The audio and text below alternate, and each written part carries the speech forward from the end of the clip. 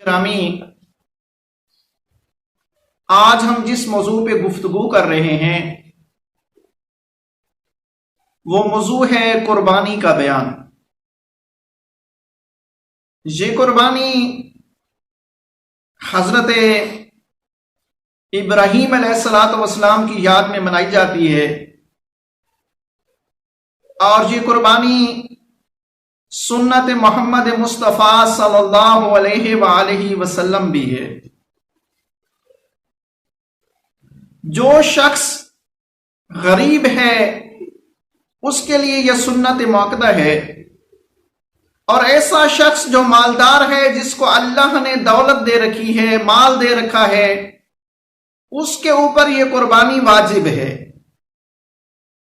قربانی کے لیے پالتو جانور کا ہونا شرط ہے، جیسے اونٹ ہے، گائے ہے، بکری ہے، بھیڑ ہے، ان کی قربانی انسان کر سکتا ہے۔ مرغی کی قربانی نہیں ہو سکتی، بھینس کی قربانی اور کٹے کی قربانی شریعت میں ہو سکتی ہے۔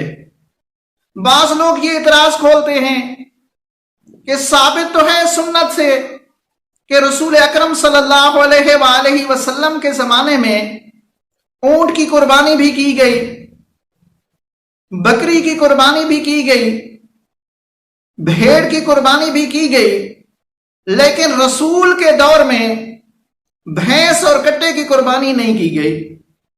تو اس کا جواب یہ ہے کہ رسول اکرم صلی اللہ علیہ وآلہ وسلم کے زمانے میں چونکہ جاموس نہیں تھی، جاموس عربی میں بھینس کو کہتے ہیں، اس لیے رسول اکرم نے نہیں کی۔ جو لوگ کہتے ہیں کہ قربانی نہیں ہو سکتی، تو وہ یہ بتائیں کہ وہ اس کا گوشت کیوں کھاتے ہیں، وہ اس کا دودھ کیوں پیتے ہیں۔ اگر یہ دیکھا جائے کہ رسول نے یہ کام نہیں کیا تو ہمیں بھی نہیں کرنا چاہیے، تو پھر آج کسی کو ہوائی جہاز کا سفر بھی نہیں کرنا چاہیے، اس لیے کہ رسول کے دور میں ہوائی جہاز بھی نہیں تھے۔ لہذا بھینس کی قربانی جو ہے شریعت میں جائز ہے، ہو سکتی ہے، لیکن چونکہ بھینس بہت قیمتی ہوتی ہے، دودھ دیتی ہے، بہت سے لوگ اس کی قربانی اس لیے نہیں کرتے۔ اب ہمیں یہ دیکھنا چاہیے کہ قربانی کے لیے اونٹ کیسا ہونا چاہیے، گائے کیسی ہونی چاہیے، بکری کیسی ہونی چاہیے۔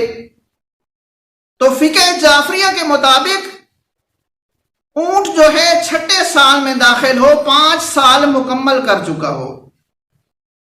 گائے اور بکری کے لیے احتیاط واجب یہ ہے کہ 2 سال مکمل ہو چکے ہوں، 3 سال میں داخل ہو۔ بھیڑ اور دمبا، اس کے بارے میں احتیاط واجب یہ ہے کہ 1 سال مکمل ہو، 2 سال میں داخل ہو چکے ہوں، اور پھر ان کی قربانی جو ہے جائز ہے۔ اور دوسری شرط یہ ہے کہ ان میں کسی قسم کا کوئی عیب بھی نہ ہو،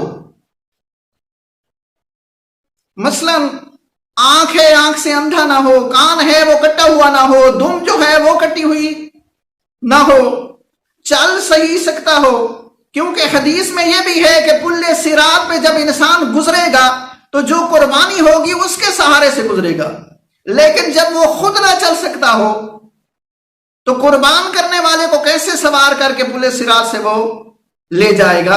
لہذا جانور جو ہے صحت مند ہونا چاہیے، اعلیٰ ہونا چاہیے، اور ہر قسم کے جو عیب ہیں ان عیبوں سے بھی قربانی کا جانور پاک ہونا چاہیے۔ دوسرا ایک مسئلہ کہ جو خصی جانور ہے اس کی جو قربانی ہے وہ مکروہ ہے، اور ایسا جانور جو گھر میں پلا ہوا ہے اس کی قربانی کرنا بھی مکروہ ہے۔ بعض لوگوں کو مکروہ کی تعریف کا پتہ نہیں ہے، وہ مکروہ کو حرام تک لے جاتے ہیں کہ بالکل کرنی ہی نہیں ہے۔ مکروہ کا مقصد یہ ہے کہ نہ کیا جائے تو بہتر ہے، لیکن جب آدمی کر لے تو اس پہ کوئی گناہ نہیں ہوتا۔ اور دوسرا مسئلہ یہ جو قربانی ہے، عید نماز قربان پڑھنے کے بعد کی جائے تو بہتر ہے، لیکن اگر کوئی پہلے کرنا چاہتا ہے، جس طرح ہمارے ہاں ہے قصاب نہیں ملتے ذبح کے لیے، ویسے شرعی مسئلہ تو یہ ہے کہ قربانی کرنے والا خود اپنے ہاتھ سے جانور کو ذبح کرے، لیکن جہاں پہ قصاب نہیں ملتا تو رات کے 12 بجے 10 ذی الحج جو ہے وہ اس کی تاریخ شروع ہو جاتی ہے. تو انسان جو ہے نماز صبح سے پہلے بھی کر سکتا ہے اگر مجبوری اس کی ہے تو، لیکن بہتر یہ ہے کہ جب نماز پڑھی جائے تو نماز پڑھنے کے بعد وہ قربانی کرے.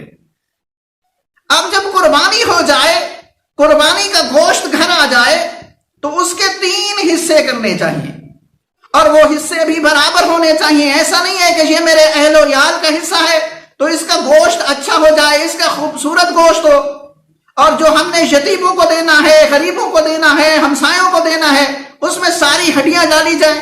نہیں، یہاں بھی عدل کا ہونا ضروری ہے. تو 3 حصے کرنا شرط ہیں. پہلا جو حصہ ہے غرباء کے لیے، مساکین کے لیے. دوسرا جو حصہ ہے اپنے رشتہ داروں کے لیے، اپنے ہمسایوں کے لیے. اور تیسرا جو حصہ ہے اپنی فیملی کے لیے، اپنے خاندان کے لیے.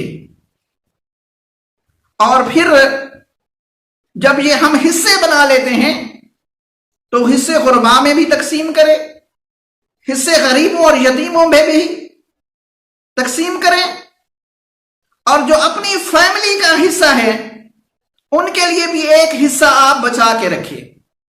اور قربانی کی بہت زیادہ فضیلت ہے. رسول اکرم فرماتے ہیں جو شخص قدرت رکھتا ہے اور قدرت رکھنے کے باوجود قربانی نہیں کرتا، وہ شخص میرے دین سے خارج ہو جاتا ہے. اور قربانی کرنا بہت بڑا ثواب ہے. اور ایک مسئلہ یہاں یہ بھی ہے کہ جو لوگ اپنے بچوں کے عقیقے نہیں کر سکے، جب قربانی کرتے ہیں قربانی کے ساتھ بچوں کے عقیقے کی نیت بھی کر لیں تو 2 چیزیں حل ہو جائیں گی، قربانی بھی ہو جائے گی، بچوں کا جو عقیقہ ہے وہ بھی ہو جائے گا. وَمَا إِلَيْنَا إِلَّا الْبَلَاغُ.